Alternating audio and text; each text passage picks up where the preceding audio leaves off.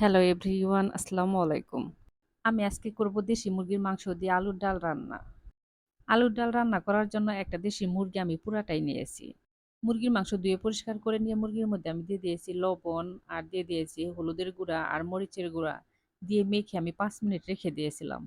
৫ minute পর আমি প্যানের মধ্যে তেল দিয়ে দিয়েছি। তেল গরম করে নিয়ে এখন আমি তেলের মধ্যে এক, এক করে মুরগির মাংসগুলা দিয়ে দিব। মাংসগুলো একপাশে হয়ে গেছে, এখন আমি উল্টিয়ে পাল্টিয়ে মাংস ভেজে নিব। মাংসগুলো উল্টিয়ে পাল্টে আমি একটু কড়া করে ভেজে নেব। আমি আজকে আলুর ডাল কিন্তু অন্যভাবে রান্না করার চেষ্টা করতেছি। আলুর ডাল একটু ভিন্নভাবে রান্না করব, দেখি কেমন লাগে। মুরগির মাংস ভাজা হয়ে গেছে, এখন আমি উঠিয়ে নেব। সেই তেলের মধ্যে এখন আমি দিয়ে দিব আলু। মাংস ভেজে নিয়েছি তো সেখানে একটু হলুদ আছে, তো তার জন্য আমি সামান্য একটু হলুদ আর দিলাম না। এখন আমি দিয়ে দিব উপরে সামান্য একটু লবণ।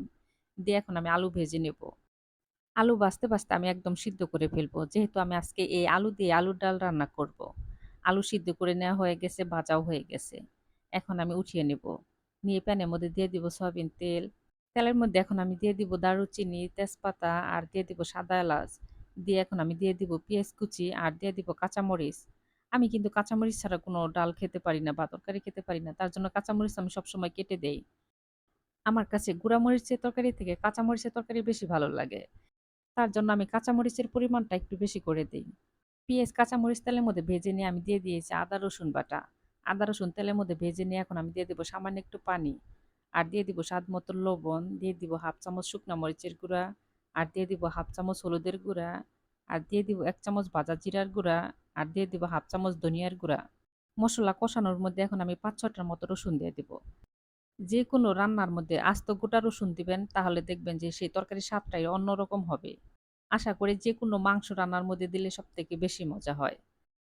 মসলা কষিয়ে নিয়ে আমি মসলার মধ্যে মুরগির মাংসগুলা দিয়ে দিয়েছি। মসলার সাথে মিশিয়ে নিয়ে ঢাকনাটা ঢেকে দিয়েছি যেন তাড়াতাড়ি সিদ্ধ হয়ে যায়।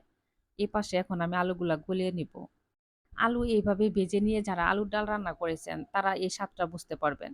আর যারা না করেছেন, না খেয়েছেন তারা অবশ্যই কিন্তু একবার হলেও এইভাবে ডাল রান্না করে খেয়ে দেখবেন। দেখবেন যে খুব ভালো লাগবে। আলু গুলে নেওয়া হয়ে গেছে। আমি ঢাকনা উঠিয়ে নিয়েছি, দেখেন মুরগির মাংসও কষিয়ে নেওয়া হয়ে গেছে। এখন কষানোর মধ্যে আমি আলু দিয়ে দিব। কষানোর মধ্যে আমি আলু দিলাম, দেখেন একদম শুকনা, শুকনা হয়ে গেছে। তাই এখন আমি সামান্য একটু পানি দিব। কারণ আলুর ডাল কষানো ভালো না হলে কিন্তু খেতে ভালো লাগবে না। আমি এখন অনেকটা সময় নিয়ে তারপরে আলুর ডাল কষিয়ে নেব। আবারও আমি ১ চামচ ভাজা জিরার গুঁড়া দিয়ে দিলাম। আমি চুলার জাল মাঝারি আঁচে রেখে তারপরে ১০ মিনিটের মতো কষিয়ে নিলাম। ঢাকনাটা ঢেকে দিয়েছি, আবার মাঝে, মাঝে ঢাকনা উঠিয়ে আমি নেড়ে দিয়েছি। খেয়াল রাখতে হবে নিচে যেন লেগে না ধরে।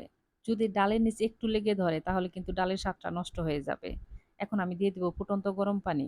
১০ মিনিট পর দেখেন ডাল আমার রান্না হয়ে গেছে। এখন আমি নামিয়ে ফেলবো। সবাই ভালো থাকবেন। আল্লাহ হাফেজ।